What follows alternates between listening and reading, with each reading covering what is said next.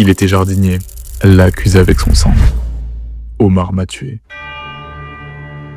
Un crime sanglant, une faute de français et un doute qui hante la justice française depuis plus de 30 ans. 23 juin 91, Mougins, Alpes-Maritimes. Ghislaine Marchal, 65 ans, riche, veuve et sans nouvelles. On tente de la joindre, pas de réponse. Le lendemain, le 24 juin, on entre dans sa villa, la Chamade. Elle est introuvable, jusqu'à ce qu'on force la porte de la chaufferie. Et là, l'horreur. Son corps est au sol, baignant dans le sang. Des coups de couteau, un coup de bois à la tête. Et surtout 2 messages écrits avec son propre sang.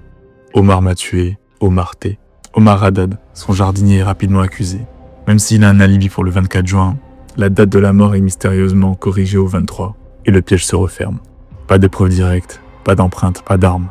Juste ces mots et une faute de grammaire que Ghislaine Marchal n'aurait probablement jamais faite. Mais Omar, lui, ne sait ni lire ni écrire correctement le français. Au procès, le président du tribunal lui dit « Celui qui ne sait ni lire ni écrire devrait se cacher dans un trou ». Un procès marqué par les préjugés, une cave jamais explorée qui aurait pu être une issue pour le vrai coupable. En 96, Omar est gracié par Jacques Chirac, mais il reste officiellement coupable.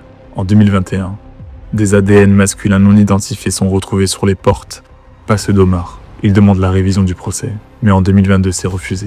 Aujourd'hui il se bat encore devant la Cour européenne des droits de l'homme, et une question persiste, et si ce n'était pas lui ? Une phrase écrite dans le sang peut-elle suffire à condamner un homme à jamais ?